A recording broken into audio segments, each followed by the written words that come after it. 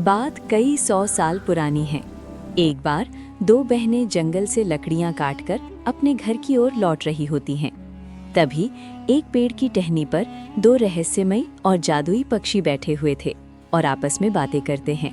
अरे अरे, वो देखो, सामने कितनी खूबसूरत लड़कियां आ रही हैं। जितना खूबसूरत ये दोनों बाहर से है, उतना ही सुंदर इनका दिल भी है। हाँ, तुम सही कह रहे हो। जितनी सुंदर ये दोनों हैं, काश इनकी किस्मत और इनका नसीब भी इतना ही सुंदर होता। नसीब क्यों? क्या हुआ इनके नसीब को? मेरे हिसाब से तो ठीक ही है। अरे नहीं नहीं, इनका नसीब तो बड़ा बेकार है। बहुत दुख भरे पड़े हैं इन दोनों के जीवन में। बड़े विचित्र नसीब है इन दोनों के। इनके जीवन में आगे बहुत परेशानियां आने वाली हैं। मुझे तो इनके बारे में ही सोच सोच कर बड़ा दुख लगा रहता है। काश मैं इनके लिए कुछ कर पाता।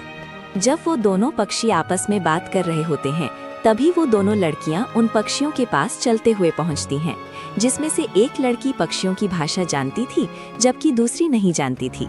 अरे वाह दीदी, देखो कितने सुंदर पक्षी है ये। मैंने तो इतने सुंदर पक्षी आज तक नहीं देखा। काश इन दोनों की भाषा हम समझ सकते। नहीं, मैं इसे नहीं बता सकती कि ये दोनों क्या बातें कर रहे हैं। अरे मुझे तो बता, आखिर इनके नसीब में ऐसा लिखा क्या है? इनमें से एक लड़की की किस्मत में मृत शरीर से विवाह करना लिखा है, वहीं दूसरे की किस्मत में एक भेड़िया से विवाह करना लिखा है। ओ, अब इन बेचारियों का क्या होगा? जब दोनों पक्षी बातें कर रहे थे, तभी वो दोनों लड़कियां उनकी बातें सुन रही होती है। काव्या, अंधेरा हो रहा है, चलो यहाँ से। रास्ते पर चलते चलते अनाया सोच में पड़ जाती है और उदास हो जाती है। क्या वो दोनों पक्षी सच कह रहे थे? क्या हमारा नसीब सच में खराब है? कुछ ही देर में दोनों अपने घर पहुंचते हैं।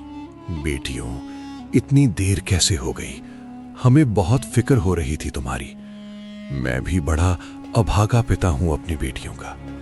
मेरा शरीर बहुत जल्दी बूढ़ा हो गया। जो काम मुझे करना चाहिए वो मेरी बेटियों को करना पड़ रहा है। न जाने क्या लिखा है मेरी बेटियों के नसीब में। ऐसा मत कहिए पिताजी, आपने भी तो बहुत मेहनत करके हमें बड़ा किया है। अब जब आपका शरीर साथ नहीं दे रहा, तो क्या हम भी आपका साथ छोड़ दें? आप फिक्र मत करो, हमारे नसीब में जो लिखा है वो होकर ही रहेगा। कुछ दिन बीतते हैं और अनाया के दिमाग में वो बात असर करने लगती है, जिससे वो बहुत परेशान होती है। न ठीक से खाती है, न ठीक से पीती है। एक दिन उसकी माँ सुमित्रा उसके पास आती है और कहती है, अनाया बेटी, क्या बात है? कोई परेशानी है क्या तुझे? नहीं माँ, मुझे क्या परेशानी होगी? बेटी, बहुत दिनों से देख रही हूँ, तो न ठीक से खाना खा रही है, न ठीक से किसी से बात कर रही है। अपनी हालत तो देख, कितनी कमजोर हो गई है तू। मुझे लग रहा है तू मुझसे कोई बात छिपा रही है। नहीं माँ, ऐसी कोई बात नहीं है। ऐसा कहकर अनाया वहाँ से चली जाती है। अगले दिन वो दोनों फिर जंगल जाते हैं, जहाँ वही पक्षी फिर से आपस में बात कर रहे होते हैं। भाई, क्या कोई हाल नहीं है इन दोनों के नसीब को बदलने का? नहीं, इनके नसीब में एक बार जो लिखा गया है वो होकर ही रहेगा। अब वो नहीं बदला जा सकता। ओह, ये तो इनके साथ बड़ा बुरा होने जा रहा है। दोनों पक्षियों को बात करते अनाया फिर से सुन लेती है, जिसे सुन और भी ज्यादा दुखी होती है। अनाया उन पक्षियों की बात से इस बार इतना ज्यादा चिंतित होती है कि अब वो खाना ही बंद कर देती है, जिससे उसकी हालत बहुत खराब हो जाती है और वो बिस्तर पकड़ लेती है। माँ, दीदी को क्या हो? बेटा, मुझे कुछ समझ नहीं आ रहा। आखिर अनाया को क्या परेशानी है? वो मुझे कुछ बताती भी तो नहीं है। आज मैं उनसे पूछ कर ही रहूंगा। आखिर वो हमसे कौन सा राज छुपा रही है। चलो उनके पास। अनाया के माँ, पिताजी और बहन अनाया के पास आते हैं, जिससे खूब जोर जबरदस्ती से उसके पिता हरिदत्त उसकी उदासी का कारण पूछते हैं। तब अनाया बताती है, पिताजी, माँ, मैं बोलते हुए पक्षियों की भाषा समझ सकती हूँ। हाँ, ये तो अच्छी बात है। फिर तुम उदास क्यों हो? परेशान क्यों हो?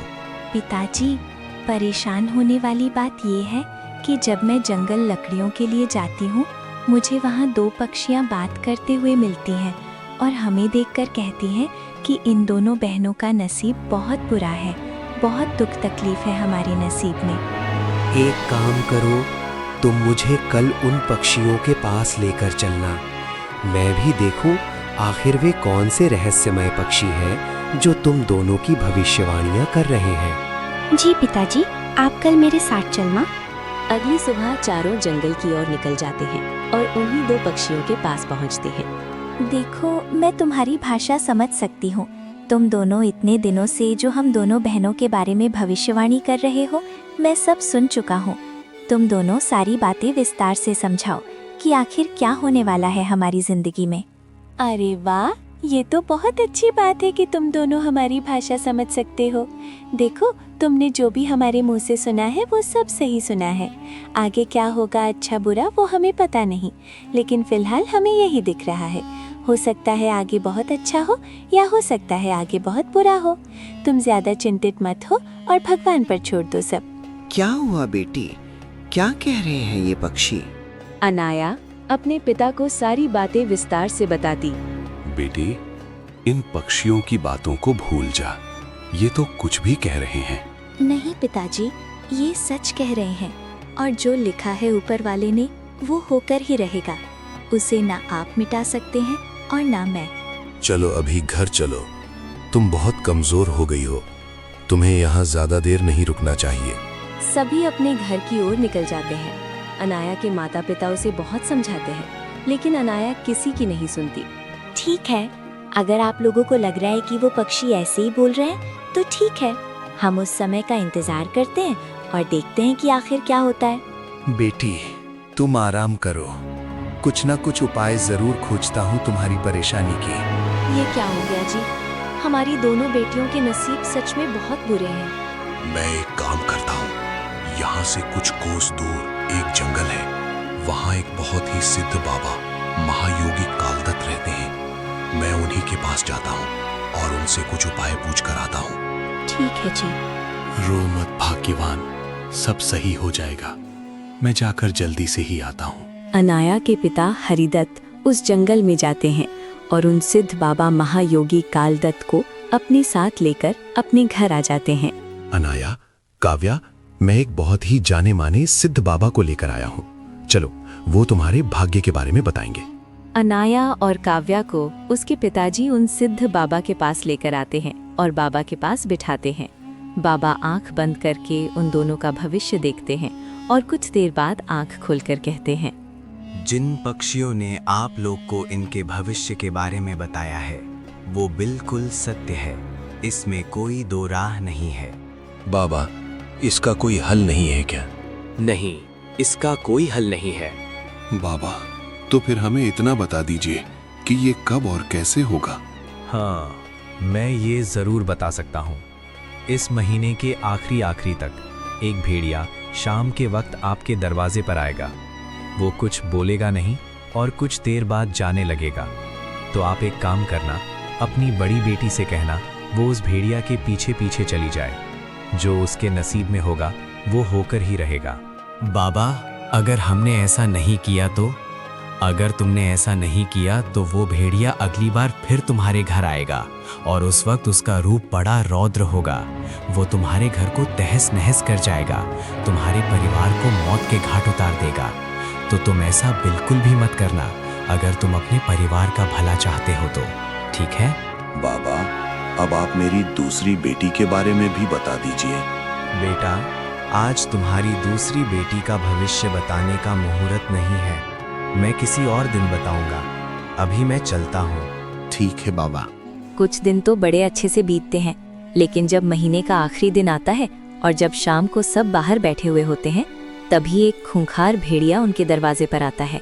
हे भगवान, लगता है ये वही भेड़िया है जिसकी बात वो बाबा कर रहे थे। नहीं, मैं अपनी बच्ची को उसके साथ नहीं भेजने वाली। भेड़िया कुछ देर दरवाजे पर खड़ा खड़ा देखता रहता है। उसके बाद वो वापस जाने लगता है। माँ, पिताजी, मैं अपनी जान बचाने के लिए आप लोगों की जिंदगी खतरे में नहीं डाल सकते। मेरा समय हो गया है, मुझे अब जाना होगा। नहीं दीदी, मत जाइए। नहीं काव्या, मुझे जाना ही होगा, वरना वो भेड़िया दोबारा यहाँ आएगा और फिर सब बर्बाद कर देगा। जिंदगी रही तो फिर मिलेंगे, लेकिन अभी मुझे इजाज़त दीजिए पिताजी। अनाया के माता पिता और बहन फूट फूट कर रोते हैं और उसे बहुत रोकते हैं, लेकिन अनाया नहीं रुकती और उस भेड़िया के पीछे पीछे चली जाती है। तुम ऐसे कैसे घर पर शान बैठ सकते हो? न जाने वो भेड़िया मेरी बच्ची के साथ क्या करेगा। तुम एक काम करो, तुम अनाया के पीछे पीछे जाओ और देखो वो भेड़िया हमारी बच्ची को कोई नुकसान ना पहुंचाए। पर बाबा ने मुझे ऐसा कुछ कहा नहीं। अगर मैं उसके पीछे गया और उसने हमारी बच्ची को कोई नुकसान पहुंचाया तो? ठीक है, आप यहीं रहिए, फिर मैं जाती हूँ उसके पीछे। नहीं, तुम यहीं रहो, मैं जा रहा हूँ। अनाया के पिता हरिदत्त उसका पीछा करते करते जंगल में आ जाते हैं, जहाँ वो देखते हैं भेड़िया एक गुफा में जा रहा होता है और उसी के पीछे पीछे उनकी बेटी भी गुफा में चली जाती है।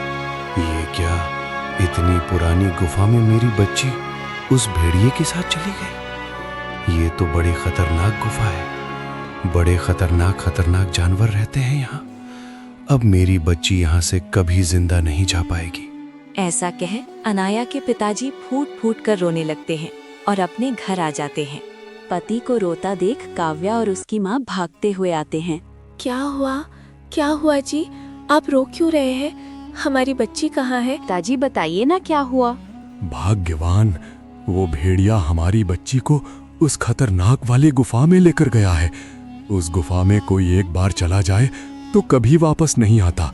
ना हो उस भेड़िए ने हमारी बच्ची के साथ जरूर कुछ कर दिया है। हे भगवान, ये क्या हो गया? हमारी बच्ची का नसीब तूने कैसा लिखा है प्रभु? रो मत भाग्यवान, मैं कल सुबह एक बार और देखता हूँ। उस गुफा के पास जाकर शायद मुझे अपनी बच्ची वहाँ मिल जाए। अजी सभा।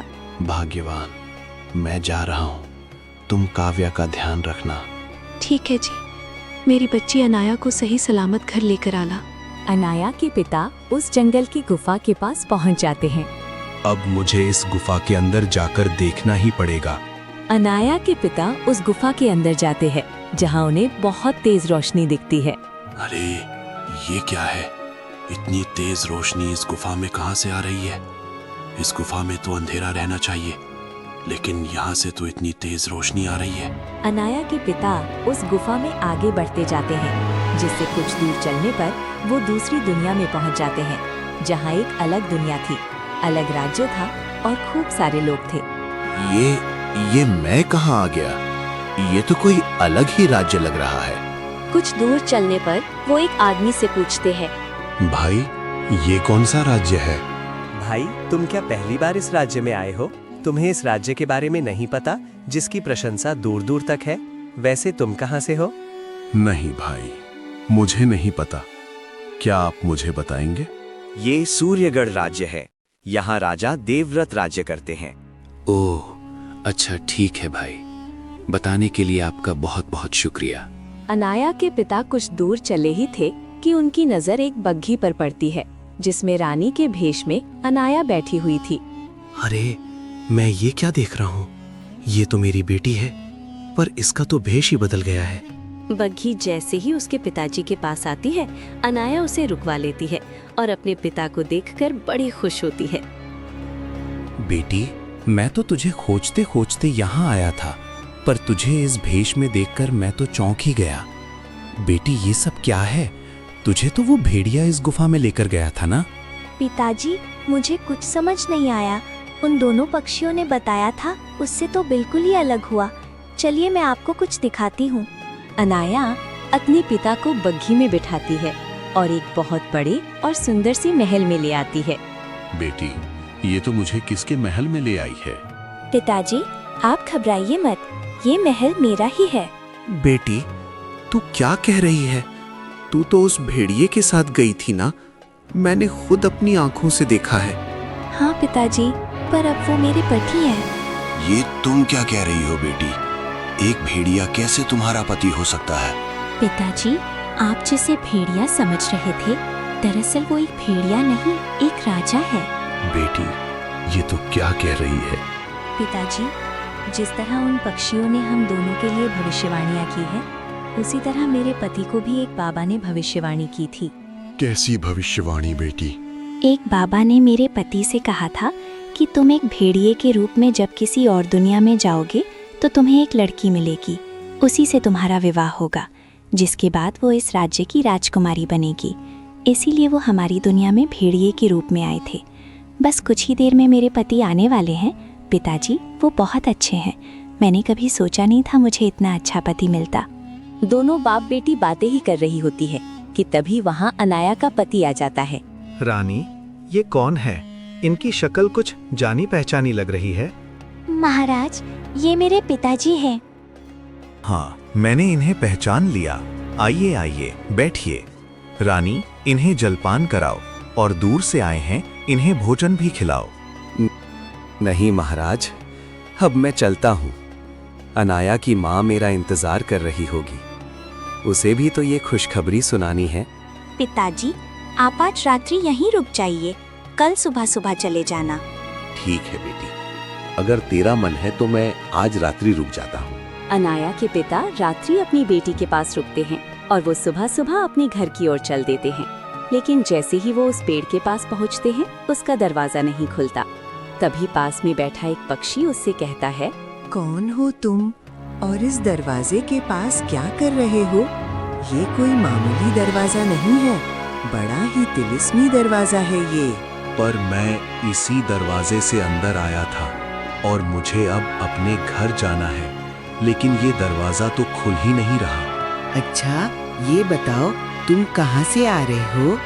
मैं अपनी बेटी के यहाँ गया था, वहीं से आ रहा हूँ। लगता है तुमसे कोई गलती हुई है, इसलिए दरवाजा नहीं खुल रहा। एक काम करो, तुम जाओ अपनी बेटी के घर और जाके तुमने जो भी खाया है उसके यहाँ पर उसे उसका पैसा दे के आओ, या फिर वो सिर्फ माफ करवा के आओ जो तुमने अपनी बेटी का हक खाया है। तभी ये तिलिस्मी दरवाजा खुलेगा। अनाया का पिता दोबारा अपनी बेटी के ससुराल जाता है और सारी बातें अपनी बेटी को बताता है। बेटा, मुझे समझ में नहीं आ रहा मैं क्या करूं। मैं ठहरा एक गरीब, तुझे क्या दूंगा। लगता है अब मुझे यहीं रहना पड़ेगा। पिताजी, आपको कुछ भी देने की जरूरत नहीं है। मैंने आपका सारा कर्ज माफ किया। अब आप निश्फिक्र होकर जाइए।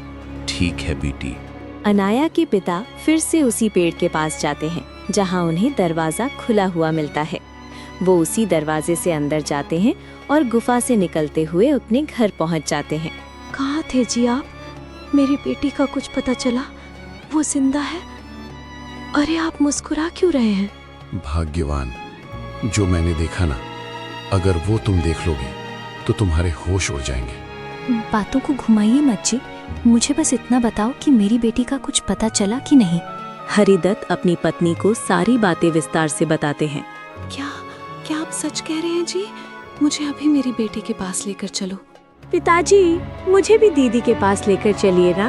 हाँ हाँ, मैं सबको जल्द ही अपने साथ लेकर चलूंगा। अजी, आपने ये खबर सुनाकर दिल खुश कर दिया। हम सब ने तो इसी दुख में कितने दिनों से ठीक से खाना भी नहीं खाया। आज आप ही काव्या के साथ जंगल जाके लकड़ियाँ ले आओ। आज खुशी खुशी साथ में खाना खाएंगे। ठीक है भाग्यवान, हम अभी जंगल जाते हैं। वैसे भी मैं बेटी को अकेला नहीं छोड़ सकता। दोनों बाप बेटी जंगल की ओर निकल जाते हैं। बेटी, मैं तो थक गया और बड़ी जोरों की प्यास भी लग रही है। चलते चलते पिताजी, आप उसी पेड़ के नीचे बैठिए। मैं आसपास देखती हूँ, कोई नदी तालाब मिल जाए तो। ठीक है बेटी। काव्या जंगल में यहाँ वहाँ पानी तलाशती है, लेकिन उसे कहीं पानी नहीं मिलता। पर एक झोपड़ी नजर आती है। अरे, ये किसकी झोपड़ी है? मैं एक काम करती हूँ, इस झोपड़ी में जरूर कोई रहता होगा। मैं पिताजी के लिए यहीं से पानी मांग लाती हूँ। काव्या उस झोपड़ी के पास आती है, लेकिन वहाँ उसे कोई नजर नहीं आता। कोई है क्या इस झोपड़ी में? अरे, कोई है? कब से चिल्ला रही हूँ, कोई आता ही नहीं। लेकिन घड़ा तो रखा हुआ है। मैं एक काम करती हूँ, उस घड़े से पानी ले आती हूँ और पिताजी को दे देती हूँ। काव्या उस घड़े के पानी को एक गिलास में लेती है और अपने पिताजी को दे आती है।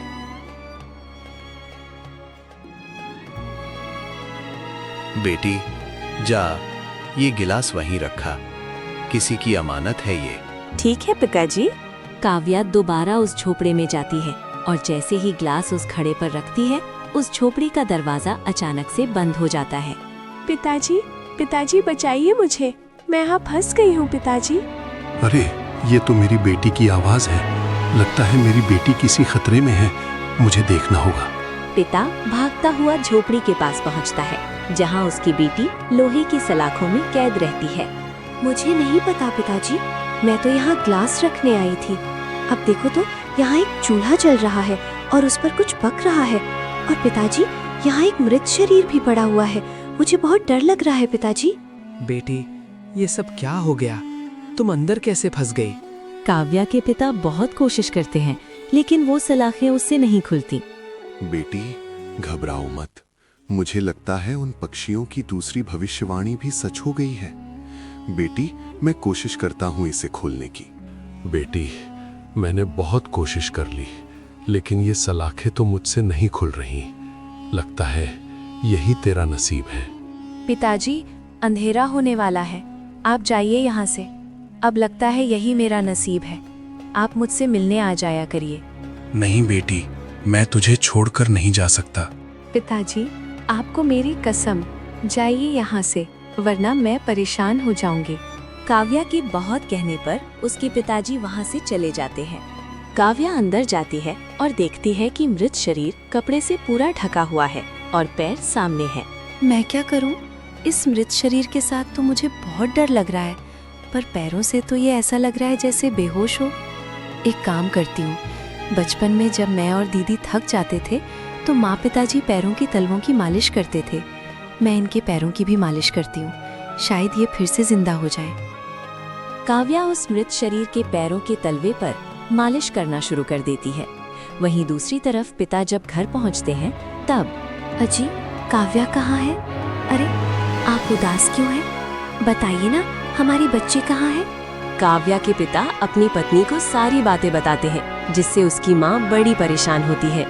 हाय, ये क्या हो गया? मेरी एक बच्ची तो खुश है, पर दूसरे के साथ ये क्या हो गया? दोनों माँ बाप फूट फूट कर रोते हैं। चलो मुझे अभी अपनी बेटी के पास ले चलो। अनाया के पिता अपनी पत्नी को सुबह सुबह उसी जंगल में ले जाते हैं, लेकिन वो झोपड़ा उसे कहीं नहीं दिखता। समय बीतता है और 15 साल बीत जाते हैं। काव्या 15 सालों तक उस मृत शरीर के तलवों की मालिश करती रहती है और उसके माँ बाप रोज उस जंगल में आते हैं और उस झोपड़ी की तलाश करते हैं, लेकिन उन्हें वो झोपड़ी कहीं नहीं मिलती। भाग्यवान, आज पूरे 15 साल से हम उस झोपड़ी को खोज रहे हैं, लेकिन न जाने वो झोपड़ी कहाँ गायब हो गई, मिलती ही नहीं। हाय मेरी बच्ची, न जाने कहाँ होती। वहीं दूसरी ओर काव्या की उम्र भी अब काफी हो चली थी। मृत शरीर के जागने में कुछ ही समय था, तभी अचानक से सलाखें खुल जाती हैं। तभी एक औरत अंदर आती है। तुम कौन हो और यहाँ क्या कर रही हो? मैं पिछले 15 सालों से इस झोपड़ी में हूँ और इस मृत शरीर के पैरों के तलवों की मालिश कर रही हूँ ताकि ये जिंदा हो जाए। ओह अच्छा, एक काम करो, तुम थोड़ा बाहर जाकर आराम कर लो। मेरी बकरी बाहर बंधी है, उसे जाकर देखाओ, तब तक मैं तुम्हारा ये काम करती हूँ। आपकी बड़ी मेहरबानी होगी, मैं भी बहुत थक गई हूँ। काव्या बाहर चली जाती है और जैसे ही उसकी जगह वो औरत उसके पैरों के तलवे की मालिश करने लगती है, मृत शरीर वाला आदमी जिंदा हो जाता है। कौन हो तुम? मैं पिछले 15 साल से तुम्हारे पैरों के तलवे की मालिश कर रही हूँ। मुझे पूरा विश्वास था कि एक न एक दिन तुम जरूर उठोगे। देखो, आज तुम जिंदा हो गए। आपका मैं जिंदगी भर एहसानमंद रहूंगा। आज आपकी वजह से उस जादूगर के जादू से मुक्त हो पाया हूँ, जिसने मुझे यहाँ कैद करके रखा था। आपने बिना कोई स्वार्थ के 15 साल मेरी सेवा करी। आप सच में बहुत अच्छी हैं। मैं कोई मामूली आदमी नहीं हूँ। हाँ हाँ बिल्कुल, आप भी मुझे पसंद है, तभी तो 15 साल से मैंने आपकी सेवा की है। दोनों बातें ही कर रहे होते हैं, तभी काव्या बाहर से अंदर आ जाती है। ये क्या? ऐसा कैसे हो गया? कौन हो तुम?